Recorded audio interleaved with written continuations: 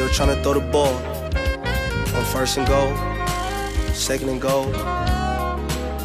Panicking at third. Fourth, I'm wishing for a muff. Welcome to the 510 Huddle. We just had the Super Bowl. Tom just got another. How you doing today, D-Lane? Doing great, man. Hey, victory, Tuesday for Tom and the crew. Me and you was dead wrong on the outcome of this game. But let's talk it through, man. Let's go ahead and dive into this game, Zay. Yeah, we was not even close on this. Biggest lopsided victory since that Broncos Seahawks Super Bowl. And it just had me thinking, seeing Tom show up year one with the Bucks, and I guess from a winning percentage, they have the lowest winning percentage out of any NFL team in the NFL for the existence of their franchise. Takes them to the Super Bowl, first time in the playoffs since '06. Let me ask you this. Is Tom the greatest team sport athlete of all time? And I think you asked me this question last week, correct? I think we talked about, and this Yeah, was who's the more goal? if And I he think I won it. went Jordan, right? And you went Brady. Yeah, I said if he won this, right? Mm-hmm. And he won it. So here we are. Man, yeah, I'm gonna have to change my tune, man. I'm gonna have to change my freaking tune. I feel like just this one Super Bowl alone gotta equate to like 2 to 3 basketball championships out of Mike Six, man. People been hearing how I've been not speaking down on Tom throughout the whole playoffs, but I just didn't. I know he's the GOAT. You know, he's one of the most, but I think this run right here, and I don't believe this is the best defense he's faced in the Super Bowl. But as far as like the offensive star power on the other side of the ball for the other team, definitely is by far probably this is the best team he's played in the Super Bowl, and for him to put out a performance like he did. It wasn't amazing numbers. Tom just did his job, did what he had to do. Most guys were open all night for him. They was able to establish the run just enough. I think Leonard had what I tell you about Leonard, Zay. You was on Rojo all year. Leonard was the guy for him in the Super Bowl. But Leonard ran it just enough to open up some play action for Brady to be able to hit Gronk and company. And guys were just wide open. I think on one play action early in the game, Mike Evans just runs like a little crosser coming across the field. He's wide freaking open. Breland had a tough game, number 21 for the Chiefs. But yeah, man, I have to say Tom's the GOAT. No off season. First year with the team. Oh my God, it's just this situation. You go through Breeze, Rodgers, Mahomes to win it. Man, yeah, man. I think this is by far his best one as well as out of all his Super Bowls. And yeah, I think this bowl just puts him in another stratosphere, man. I definitely got him a tick above Jordan now. I can't lie. Yeah, I just got to double down on what I was saying about Tom. And something I was thinking about, and I don't know why I didn't even put this in perspective going into the game. Tom's been in the league for, 22 years now? Excuse me, 21 years now. All right. He's had one coach for 20 years. His name was Bill Belichick. So he's learned how Bill coaches. He has learned how Bill addresses the game. And think about it, all the coaches that have came under Bill, and they don't always turn out successful, but they have a lot of knowledge. And so to bring Brady on your team, if I had told you, imagine if Sean Payton and Bill Belichick were together on one team, or if Andy Reid and Bill Belichick were on one team, I think that's what you're getting with Tom Brady. You're getting a top offensive mind in the league at quarterback. Not even talking about the skill he brings and the way he uplifts the team. So I think no great. We seen him Jay with the Wizards. We seen Joe Montana with the Chiefs, which Joe did lead them to the playoffs, but we've never seen a great go to a losing franchise, historically losing franchise, and in year one win the Super Bowl. And that's not, he's 43. Like, there's so many other levels to this that just makes it so hard. And there's no athlete in our, Jordan he was retired at 43. He was not with the Wizards. So to show what Tom has done, I think it'll be really hard to replicate. And it just shows to his greatness that he has it up in his mind from the way he throws the ball and to the way he uplifts his team. I think Fournette, during the regular season, he did not look good. Rojo was the team leading back. He was clearly the leader. Show up in the playoffs, we got playoff Lenny. And I think that, no knock on Lenny. He has the talent to do so. That's the Lenny we've always expected. But I think that's a big part in Tom. Tom aligned that fuse into his team. So definitely the greatest team sport athlete. And I think it's going to be hard to overcome that. Yeah, man. And just to touch on the game again, like I said, man, I completely seen this wrong. I think I called a close Chiefs one, a close Chiefs game. That damn near coming down to who has the ball last, or I seen the Chiefs blowout. I did not see it swinging the other way like I did. But I think me and you talked about it a little earlier on Twitter. I definitely believe, as far as we'll talk about Andy in a minute. But I just feel like with your two people keep forgetting they weren't just missing their two tackles, their left end, their starting left and starting right tackle. They were missing their two best offensive linemen. You feel me? Not that those on both sides of the line. Those guys were their best players on the front. So I definitely believe that affected game planning and play calling for Bieniemy and Andy. We'll talk about that a little more later. But and they kept Pat on his heels all night. I definitely believe Pat and Andy. This is more on Andy. I'll talk about it later again. But not establishing the run, and that goes again to what me and you we thought opposite. I think we said on live on Saturday because I think I remember asking you this question. And we said, do you even believe the Chiefs have to even establish the run in this game? And we both felt like no, just because we thought their back end was secondary for the Bucks, especially going against this speed offense. But yeah, they just kept him on his heels, Pat all night. He was running around. They did start to run the ball a little bit. Clyde Edwards-Helaire had some success early in that third quarter, but at that point it was already over. The game was out of hand, and they knew the threat of the run was gone, and they had to throw the ball to have any success again back in the game. I mean, yeah, I don't disagree with any of those points, and that to me, that we talk about what the Chiefs didn't do. I want to talk about what Todd Bowles did do, and I think not just what he did in the Super Bowl, what he's done in all playoffs against Aaron Rodgers, against Drew Brees, against Patrick Mahomes. And when it's all said and done, those might be three of the greatest quarterbacks to ever play the game, and to stop all of them and slow them down, especially in key moments. I mean, you got to tip your hat off to Todd, and Todd's been doing this. He had an opportunity to be a head coach with the Jets, for a couple years. Didn't pan out. Terrible team. Had them respectable though. You see where we Yeah, think they they at were now with respectable. Yeah, with the they were least amount respectable. of talent, and they were still going 7-9 every year. Exactly. So that leaves me, as we know, the Bucks outside of Bruce Arians had an all black coaching staff and also had women on the staff. And before I ask this question, I just want to bring some context to it. We've seen Robert Saleh get his ass torched against the Chiefs. Had a good first half, but couldn't stop him when it counted. And we've also seen his defense, not be the best outside of 1 year of the Super Bowl. And he got a head coaching job and all the keys to the castle. I think everyone in the league would agree Todd Bowles is a better defensive mind than Robert Saleh. So, will we see Todd Bowles become a head coach again? Man, I mean, shit. This head coaching cycle is over with. But I'm just not even gonna get my hopes up anymore, man, because we know what's gonna happen next year. Next year, the season's gonna play out. By mid-season, we'll probably have a fire or two from some head coaching spots. Then by the end of the season, we'll have another few firings. And then by the end of by the time it gets into the playoffs next year, they're gonna start doing head coaching interviews to fill those spots up from the teams that just let go of their coach. And what we gonna hear, Zay? Oh, Byron Leftwich. Oh, Todd Bowles. Oh, Eric Bieniemy. They all gonna be at the top again. Man, I don't want to see that. I don't care about that shit. Till I see one of them land the job, man, I'm over it. I'm off that shit. I'm actually interested. I'm actually happy that all the spots are filled because I would love to see this team run it back, bring it back together, and that's what it looks like they're doing as far as on the defensive side of the ball and coaching staff. And for both teams, with Bieniemy most likely coming back and Todd Bowles and Byron Leftwich most likely coming back. So I'm actually happy to see the guys run it back. But I definitely believe it's long overdue for Eric Bieniemy, and I definitely believe, especially after this past game, Todd Bowles definitely deserves another coaching job. No question about it. No, 100%. I think, Brian Leftwich should definitely get some interviews as well. I think he's everyone wants these young hotshot coaches. I don't see why Brian Leftwich isn't one.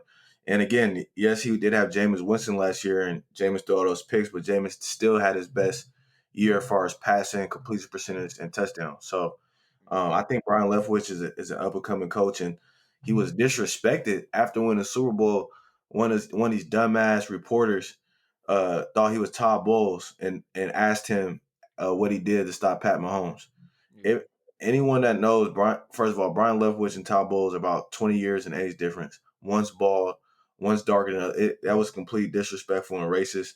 So it shows us, hey, if reporters don't know the difference, you think these owners know the difference? They probably think, oh, this is all the same. So it's a long way to go in the NFL for black coaches to get their shot after dominating and showing what they can do, and hopefully we get there. Zay, so I seen somebody say as far as for cover two, I think they ran cover two a lot in the game, most of the game, and I know I seen the stat 88%. I'm talking about the Bucks here in Todd Bowles and his defense, and I think I seen about 88% of the time of the game they were in too high, and some form of too high, and I know you got to run a team out of too high coverage as far as least, especially cover two. You would want to run the team out of it because they could really just sit there and play the pass all day if they want. So you got to run the team out of cover two.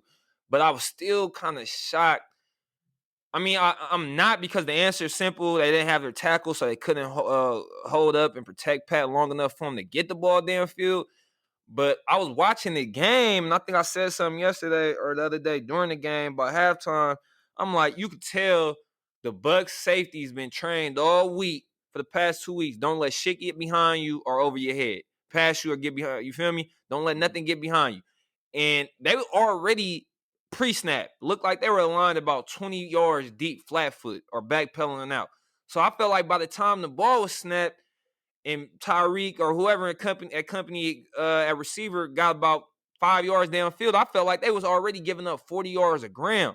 So I'm watching the game. I'm like, okay, and Andy ended up doing it. Why not run Ty Hill, put him at number 2 or 3, run him right down the middle, clear the shit out, because they already just backing up, giving hella ground, and then bring Kelsey right in behind them. They actually did that a few times, and it was why it was open. Those was a couple of the balls that Kelsey dropped when they sent them right behind Ty Hill and sat him down in the middle, and Ty kept it pushing to blow the top off the coverage. So they also had some big drops this game, big drops. Some of them should have been touching. Like I still think Mahomes played not a magnificent game, not even close to last year, but I think he still played a good game and gave his team opportunity to still fight and have action at the game. They just had big key third down drops and touchdown catches that was hitting them right in their face. Okay, well, before we dissect Andy, let's talk about Pat then. Well, hold on, that's why I was asking you. My question was basically, how do you feel about Andy and company not establishing the run early on? Because we seen Clyde Edwards getting off in the third quarter versus that too high look,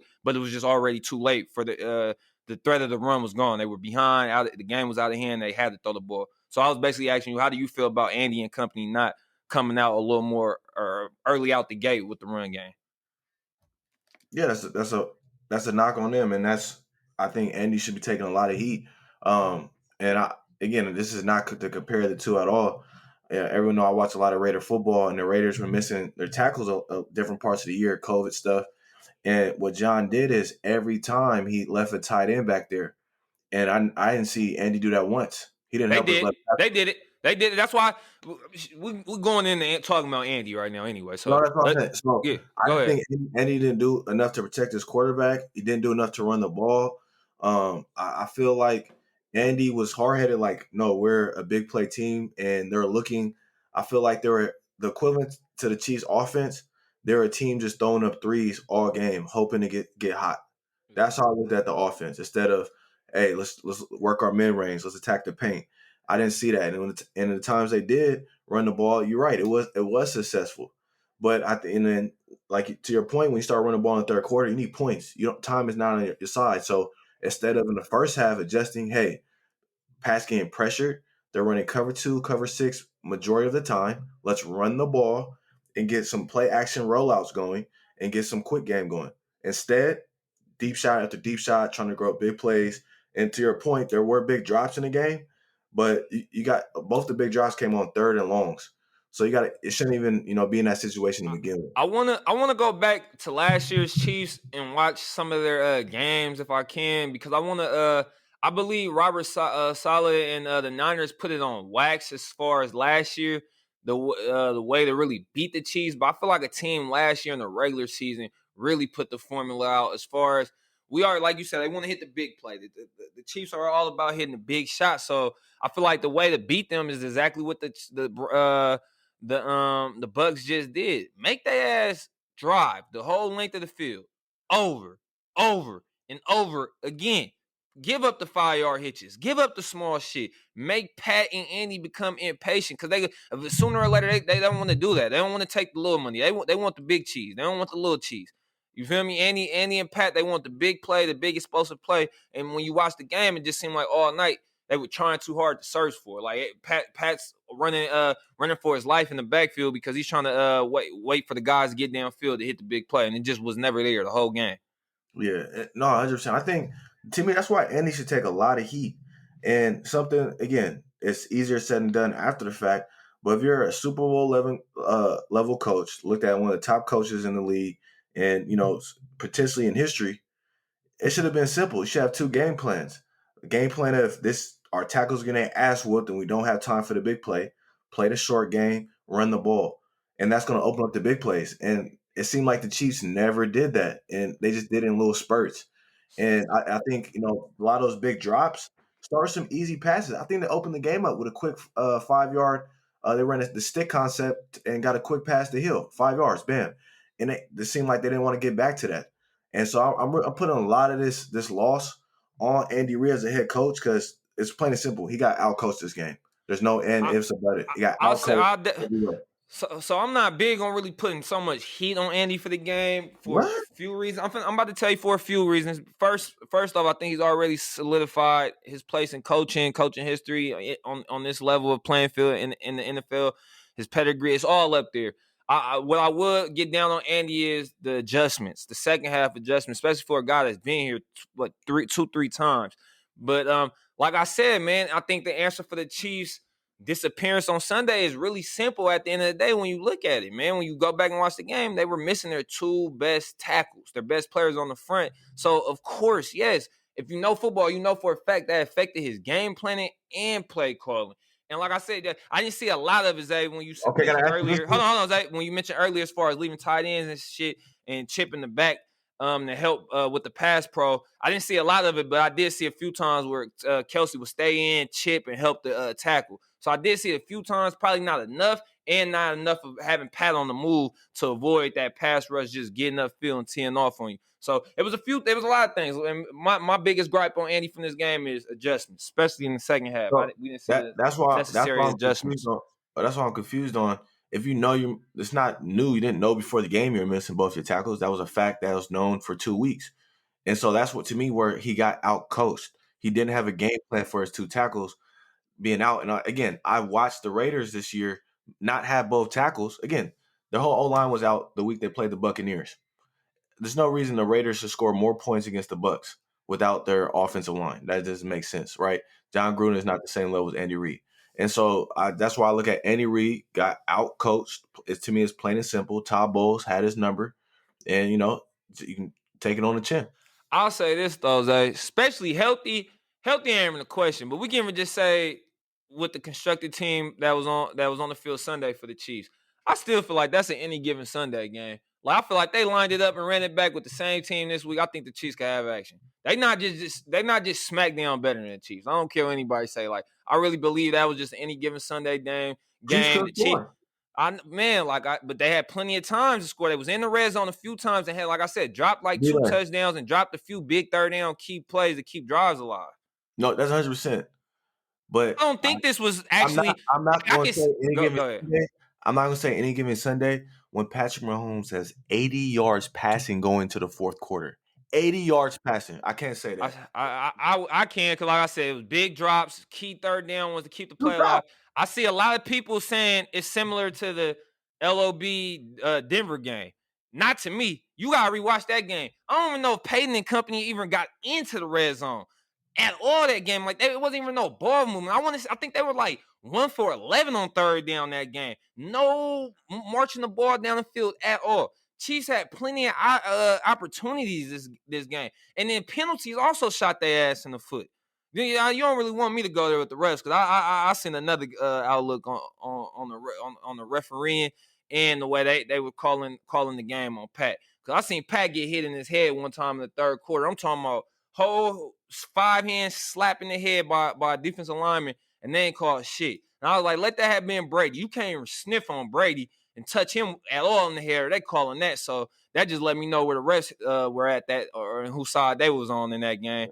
And just to throw some stats out, Peyton Manning completed 60% of his 65% of his passes, almost 300 yards, a touchdown, 2 picks.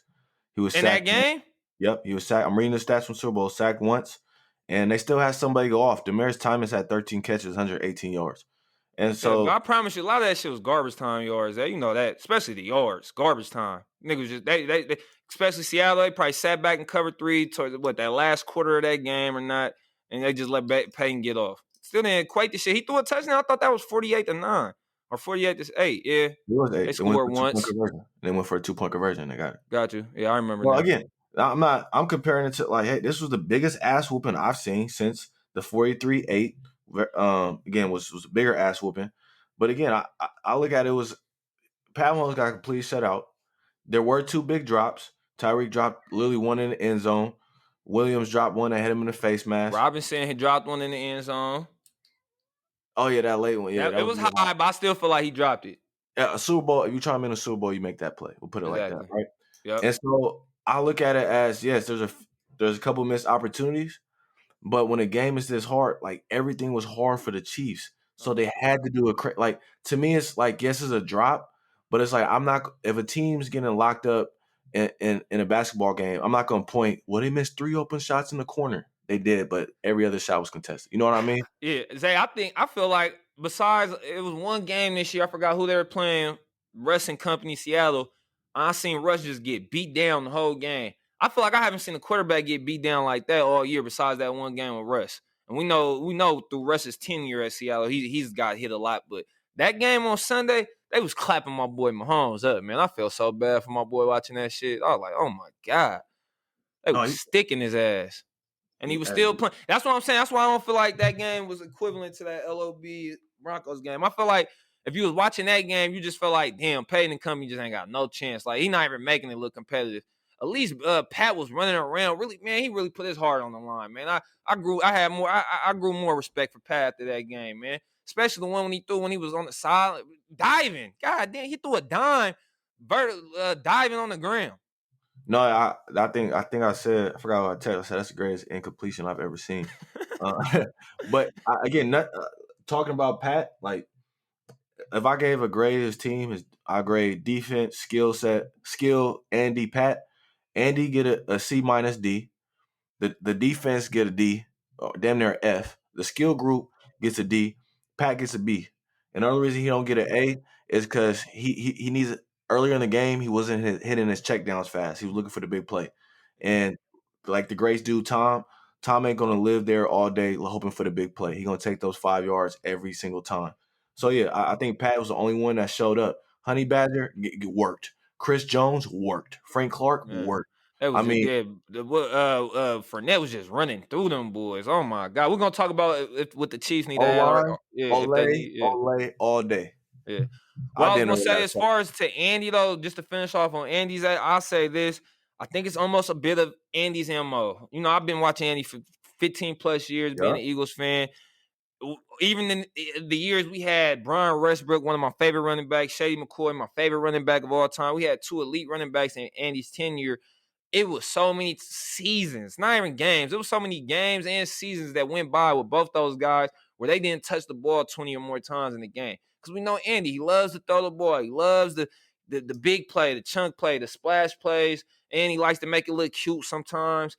But I'm really baffled that they did. I would have ran stick the whole game damn near. The stick counts. I'm just surprised they didn't come with the mindset of quick throws, get the ball out now. You have the fastest player on the field. I think Tyreek did have like a little 10-yard catch that in that game later in the game where he just ran by and weaved through like 4 or 5 people. I was like, bro, I would literally just dump it to him and Kelsey and let them go to work like that all the way down the field.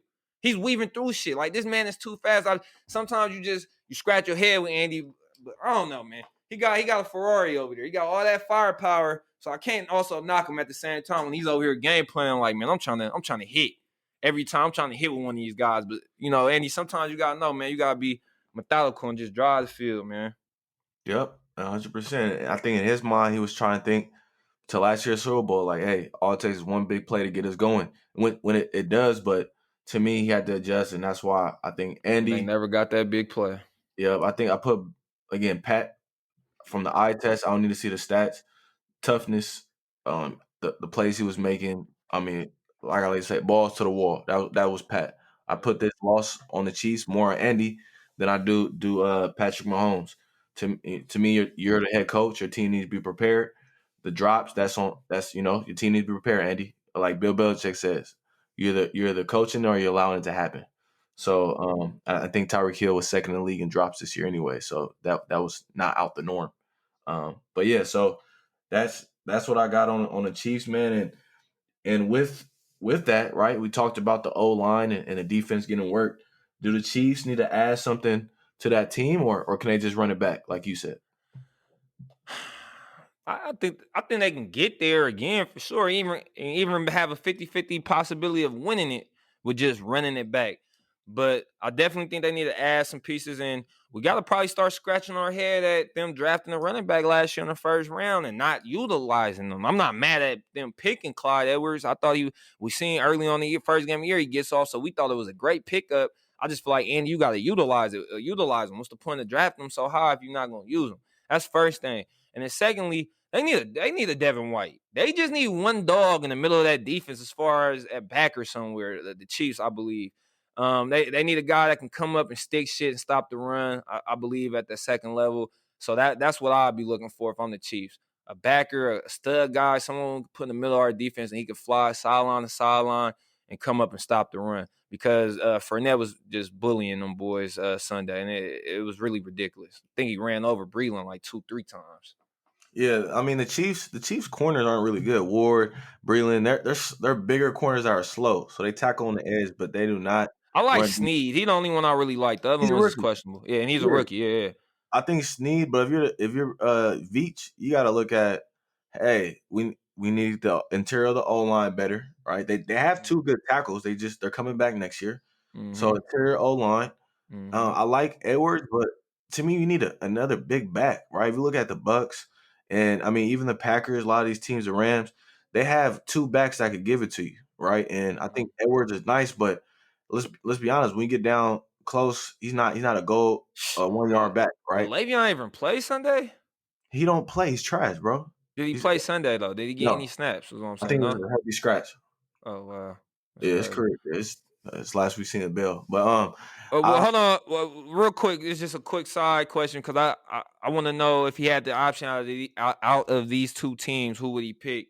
He's about to be a free agent or he's about to be released. Actually, Pat P. I know he's not. He's a little bit on the downside, not the no, same player, but he still could play. And I've seen a lot of people saying maybe the Bucks because he's familiar with BA, has some of his best years with BA and Todd Bowles, or would he pick the Chiefs? Who would you pick out of the two if you're Pat P. and you had the option? uh, I mean, I wouldn't touch Pat P. Why would you? I think Dean's a better corner and Carlton Davis is a better corner than him right now. Murphy's a better nickel than him. I think Pat P should go to a team that, I mean, maybe the Chiefs would be better for him, right? I think a team that has a glaring need at DB. I'm just not. I watched Pat P this year a lot because they're in the same division as the Niners. He's old. You know what I mean? That's what happens when you get old. You lose a step. It is what it is. He had a Um, tough year, man. I think the year before he was still playing like top 10 level football. but So when you're 31, yeah, as a DB is similar to running back. If you lose a step in the NFL as a DB, it's a catch. nah, for Um, sure. But we gotta remember, Pat P wasn't he damn near like a 4.3 guy? That we talking about a freak athlete here. So step for him isn't the same for an average corner. He loses a step, yeah, your career is time. It's time to go. I think he still got some years left in him. And Pat P's always been a physical presence. I think he could, just like Sherman, make that move to safety and extend his career. I definitely believe he could do that. you think he can make the move to safety?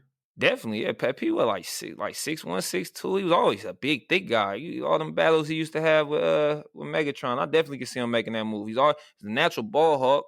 So I definitely think I can see him moving to safety, especially Sherman. I think Sherman would be a nasty safety. Yeah, I can see Sherman. I just can't.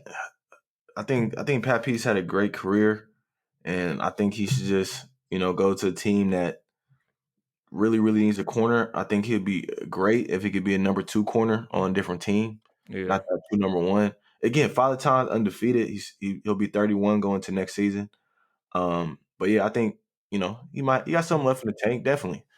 But I'll say this: I think I would take a older, 30-plus-year-old Richard Sherman over Pat Pete this stage of the career, strictly because Richard never. I Yeah, don't I know, mean Zach. Richard Like I Sherman. said, it was a few times this year. My boy Pat did look barbecue chicken, but I don't know, Zach. I think he still got the ability to line up 1-on-1 more and get the job done more than Sherman. That's what I'll say. Well, Richard Sherman made an All Pro last year, so that's all I Yeah, know. that Pat was Pete the did. year. Yeah, that was a year ago. We talking about this past year. That's what I'm saying. So I got you though. yeah. I think again, career wise, when I said it done, Pat P's a better corner. Right now, I'm taking Rich. But That's good. back Let's to the let. Chiefs, I was saying Oh yeah. they need to add people, I believe. They can't run it back, they need to get interior O line. I believe they need to find like you said, a linebacker, someone that can cover. Let's be honest. Outside of the D line, they win a lot of their games with that D line and Tyrann them in the box. Tyrann doesn't cover people. He's a center field and a box safety. So you got to get someone in the back end that can truly cover or be a disruptor in the middle in the linebacker spot. And you got to remember too, I think the AFC to me is the hardest division. So the Bills will be better next year. I think the Chargers, I mean, they have the talent, new coaching staff to be better next year. So it's going to be a lot of teams rebounding. I think the Steelers could be back in that mix too. So we're going to see. Definitely. Before we wrap it up here, let's go through these quarterback situations real quick, Zach. Let's hit on I'm each going one. to name a quarterback. I'm going to name a quarterback, and I want you to say whether you think they'll be on the team next year or on a new team. All right. So first, we're gonna start with new rumors. We got Russ. He on the Seahawks next year on a new team. I'll say he's on the Seahawks next year, but I definitely can see why him and his camp have questions for concern. He's been hit way too many damn times in his career, so it's just that simple. I'm with you on that. I think that's one of those rumors. I put that on the same level as like Aaron Rodgers. He's just letting you know he's frustrated. Do something about it. It's nothing Yeah. real. Deshaun Watson. Gone. He's gone.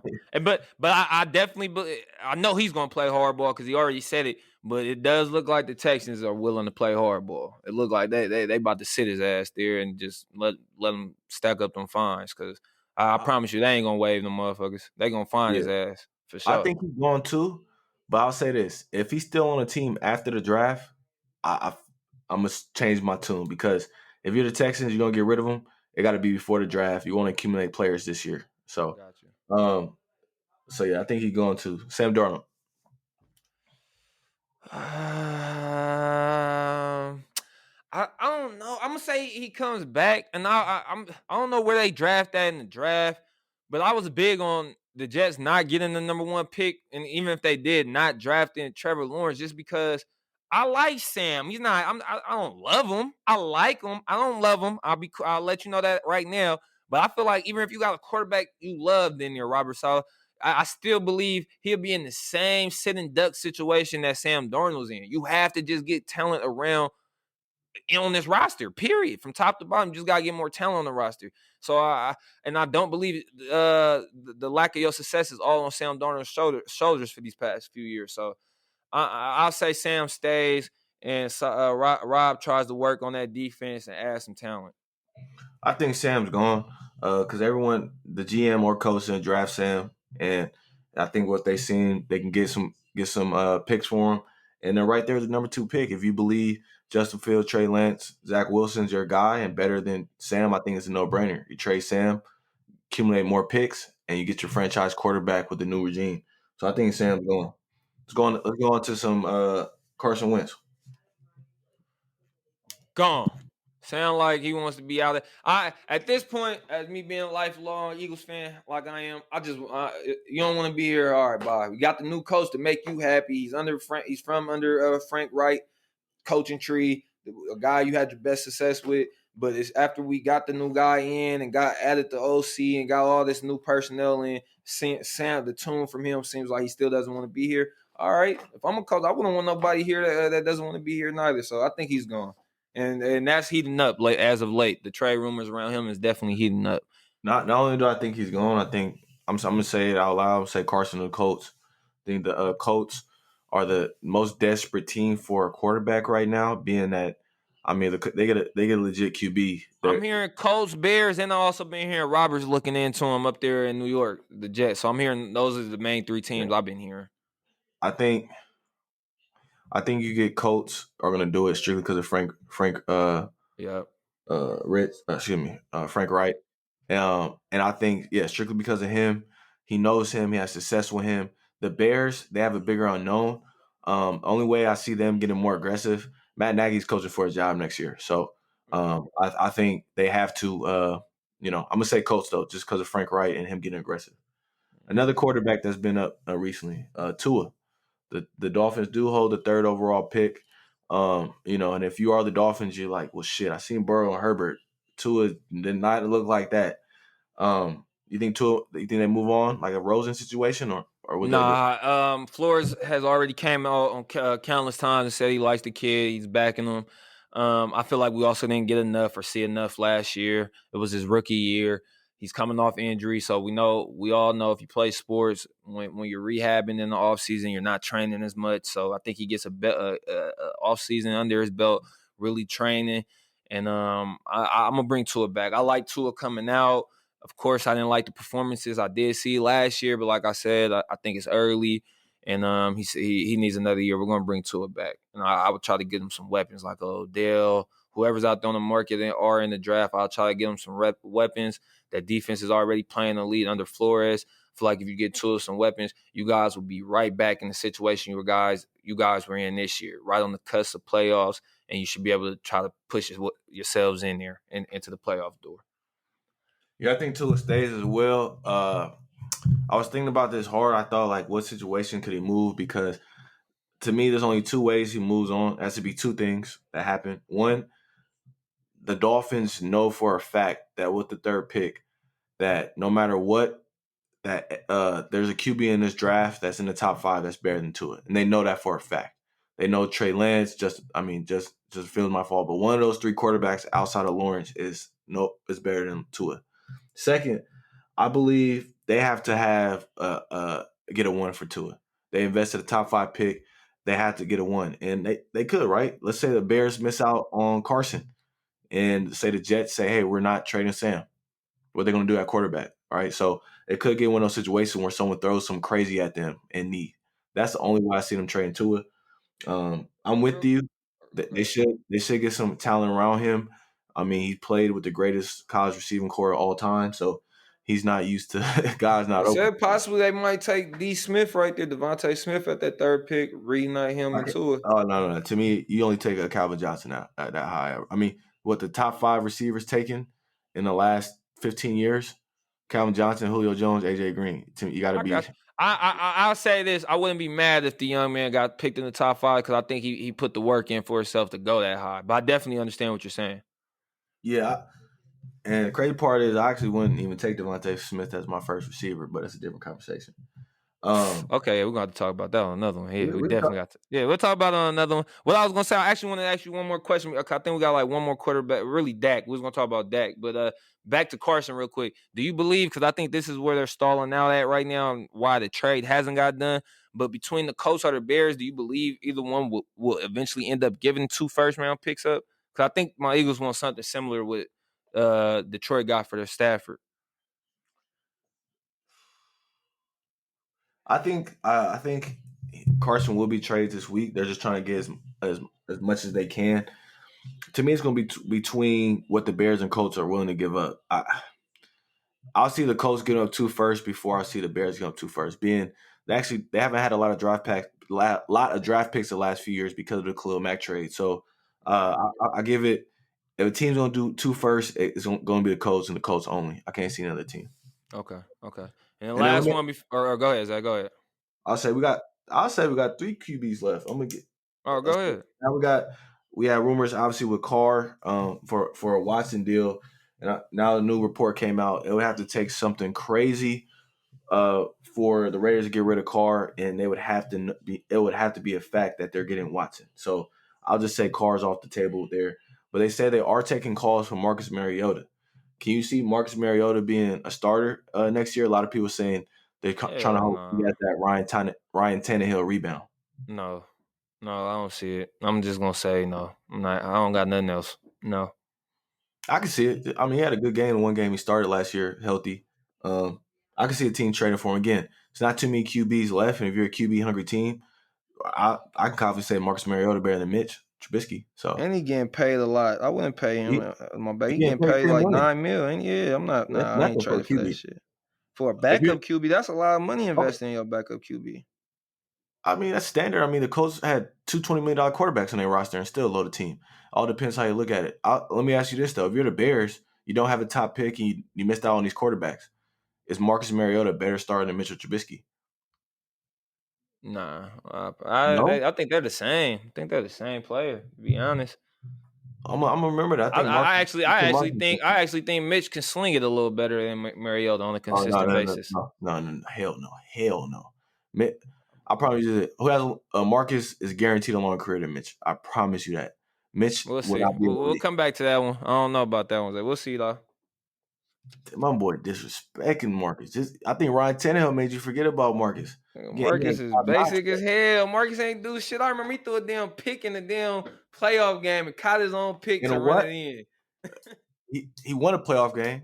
He got that in his belt. So that's what I'm saying. Like I've seen success with Marcus, something we've never ever seen with Mitch. So I got you. Actually, what I wanted to ask you is not really a quarterback. It's more so about a organization and their view on quarterbacks. What the hell is going up with John Lynch and Kyle Shanahan?